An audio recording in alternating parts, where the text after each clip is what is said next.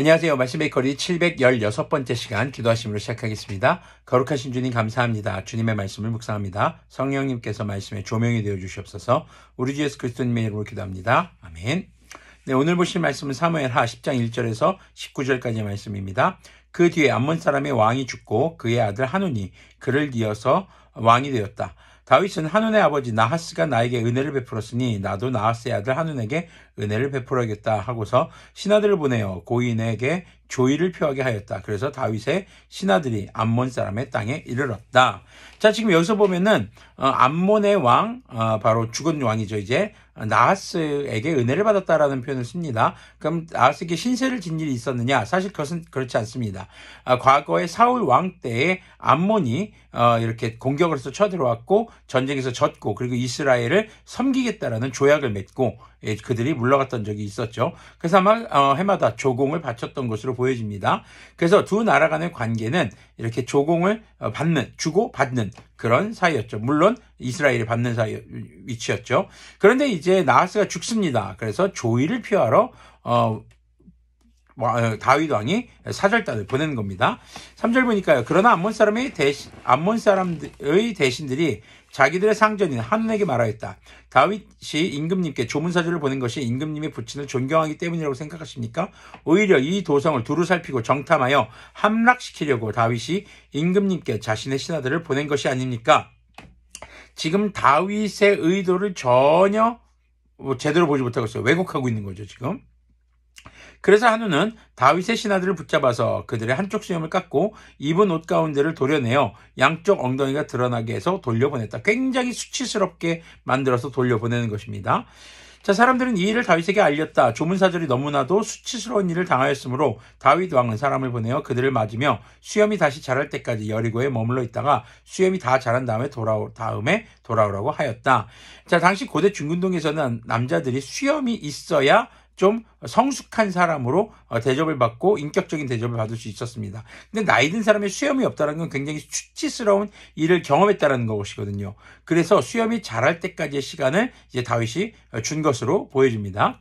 6절 계속 보면 암몬 사람들은 자기들이 다윗에게 미움을 사게 된 줄 알았다. 암몬 사람들은 사람을 보내어서 벤로업의 시리아 사람과 소바의 시리아 사람에게 보병 2만 명과 마아가의 왕에게서 1000명과 돕 사람들에게서는 12,000명을 용병으로 고용하였다. 다윗은 이 소식을 듣고 요압에게 전투부대를 맡겨서 출동시켰다. 암몬 사람도 나와서 성문 앞에서 진열을 갖추었으며 소바와 르홉의 시리아 사람들과 돕과 마아가의 용병들도 각각 들녘에서 전열을 갖추었다. 자, 이제 암몬을 비롯한 연합군의 공격 그리고 또 다윗이 전열을 갖추어서 이제 서로 대치 중인 그런 상태가 되는 것입니다. 자, 9절을 보면요. 요압은 적이 자기 부대의 앞뒤에서 전열을 갖추어 포진한 것을 보고 이스라엘의 모든 정예병 가운데서 더 엄격하게 정예병을 뽑아서 시리아 군대와 싸울 수 있도록 전열을 갖추었다. 사실 숫자적으로 보면요.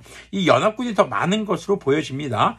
자, 남은 병력은 자기의 아우 아비새에게 맡겨 암몬 군대와 싸우도록 전열을 갖추게 하고서 이렇게 말했다. 시리아 군대가 나보다 더 강하면 내가 와서 나를 도와라. 그러나 암몬 군대가 너보다 더 강하면 내가 가서 너를 돕겠다. 용기를 내어라. 용감하게 싸워라. 우리가 우리 민족을 지키고 우리 하나님의 성읍을 지키자. 주님께서 좋게 여기시는 대로 이루어 주실 것이다. 자, 이것이 다윗과 그리고 다윗의 부하들의 전쟁에 임하는 마음이었습니다.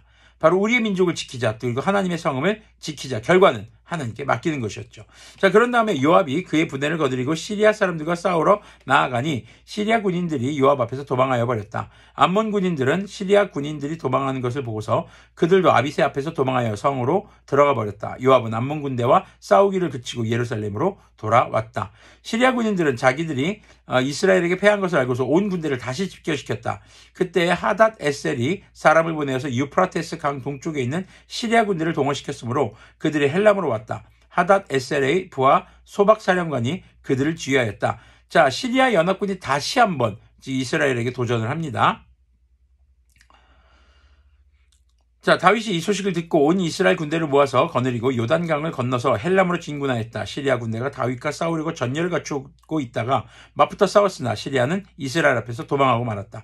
다윗은 시리아 군대를 쳐서 병거를 모는 700명과 기마병 4만 명을 죽이고 소박사령관도 쳐서 그를 그 자리에서 죽였다. 하다데셀의 부하인 모든 왕은 자기들이 이스라엘에게 패한 것을 알고서 이스라엘과 화해한 뒤에 이스라엘을 섬겼다. 그 뒤로 시리아는 이스라엘이 두려워서 다시는 암몬 사람을 돕지 못하였다. 자, 암몬이 패배하고 시리아 연합군이 패배합니다. 사실 이 암몬 전쟁의 승패는 8장에서 이미 나왔거든요. 근데 그것을 여기서 좀 더 다소 상세히 기술하고 있습니다. 자, 그렇다면은 이 이야기에서 우리는 무엇을 보아야 될까요? 다윗이 지금 외교적인 정책에 있어서 어떻게 하고 있나를 볼 수 있습니다. 지금 어떻게 보면은 이스라엘에게 조공을 바치던 나라였잖아요. 하지만 관계가 있었습니다. 그런 관계에 있어서도 최선을 다해서 죽은 나하스에게 조의를 표하는 그런 예를 다하는 모습을 볼 수 있죠. 하지만 그들을 오해하고 공격하는 무리들에게서는 자비가 없습니다. 그리고 이들이 승리하게 되는 비결은 뭐가 있었습니까? 이것은 요압 장군이 말했다고 해서 12절이 요압의 가치관이기보다는 다윗이 지휘하는 군대에, 하나님의 군대에 바로 마인드였다고 볼 수 있겠죠. 바로 우리의 민족을 지키자, 하나님의 성읍을 지키자, 주님께서 좋게 여기신 대로 이루어 주실 것이다. 자, 이것이 바로 이들이 전쟁에서 승리할 수 있었던 비결이었던 것이 아닐까라는 생각을 해보게 됩니다. 자, 우리는 신앙생활을 하면서 무수히 많은 영적 전쟁의 상황에 놓이게 됩니다. 우리가 신앙생활에서 믿지 않는 사람들을 적대시하거나 그들을 막 등하시 여겨서는 안 됩니다. 그들과 좋은 관계를 맺을 수 있어야겠죠. 하지만 기독교인으로 살아간다는 것은요, 세상 가운데서 수많은 오해를 받게 되기도 하고 공격을 받게 되기도 합니다. 자, 그럼 이 공격에 대해서 우리는 어떻게 해야 할 것인가? 맞서 싸우고 막 욕하고 서로 같이 비난하고 이러자는 얘기가 아닙니다. 우리가 할 수 있는 최선을 다하는 것입니다. 무엇을 위해서요? 나와 함께 신앙생활하고 있는 그리스도인들과 교회를 지키기 위해서 하나님을 예배하는 이 예배를 지키기 위해서 우리는 이 영적 전쟁을 싸워야 하는 것이죠. 이것이 치고받고 싸우고 욕하는 싸움, 칼과 창과 무기를 들고 싸우는 싸움이 아니라는 것을 우리는 기억해야 됩니다. 즉 에베소서의 말씀처럼 우리는 전신갑주를 입어야 하는 것입니다. 구원의 투구, 의의 흉배, 진리의 허리띠, 믿음의 방패, 복음의 예배한 신을 신고 성령님의 검, 곧 하나님의 말씀을 가지는 것이죠. 자, 이때 공격하기 위한 그런 전투태세가 아니라 우리를 공격하는 자들에 대해서 방어할 수 있는 그런 무기가 있어야 하는 것입니다. 그리고 이기는 무기는 하나, 하나님의 검, 성령님의 검, 곧 하나님의 말씀이 우리가 이기는 무기인 것이죠.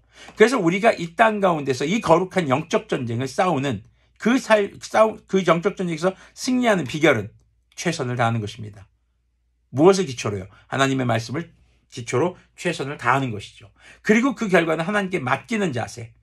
그것이 바로 우리가 하나님 앞에서 가져야 할 자세인 것입니다. 그래서 오늘 말씀 제목은 최선은 내가, 결과는 주님께서. 우리는 주님의 말씀을 따라서 우리에게 주어진 상황 속에서 주님의 말씀을 기준으로 하나님의 의를 행하며 그리고 언약을 지키고 그리고 우리가 믿음을 지키는 그 범위 안에서 우리의 이웃들을 돌보며 살아가야 합니다. 그러나 죄가 우리를 침범하려 하고 악한 영이 우리를 공격하려고 할 때는 우리는 바로 전신갑주, 아까 말씀드렸던 의의 투구, 구원의 투구, 의의 흉배, 진리의 허리띠, 복음의 예비한 신을 신고 믿음의 방패를 들고 그 악한 자들의 공격을 막아내며 우리의 믿음이 약해지거나 주님을 떠나지 않는 그런 믿음의 각오가 필요하고 그리고 성령님의 검, 곧 하나님의 말씀을 가지고 싸움으로써 우리가 영적 전쟁에서 승리해야 할 줄 믿습니다. 함께 기도하겠습니다. 거룩하신 주님 감사합니다. 우리가 신앙생활을 한다는 것은 수많은 영적 전쟁을 치르며 살아간다는 것입니다. 이때에 무턱대고 싸우는 것이 아니라 우리가 주님의 말씀을 기준으로 우리가 늘 주님의 언약 안에서 살아가게 해주시고 그 언약 안에서 성실하고 충실하게 행하는 삶을 살아가며 때로는 우리가 공격받을 때에도 우리가 주님의 말씀을 기준으로 모든 것에 최선을 다하되 결과는 주님께 맡기는 그러한 마인드로 그런 가치관으로 우리가 영적 전쟁에 임할 수 있도록 긍휼을 베풀어 주시옵소서. 우리 주 예수 그리스도님의 이름으로 기도합니다. 아멘. 네, 오늘도 우리에게 주어진 영적 전쟁에서 주님께서 도와주시는 그 승리를 맛볼 수 있기를 소망합니다. 그것을 위해 최선은 우리가 하지만 모든 결과는 주님께 있다는 것을 기억하는 우리들이 되기를 소망합니다.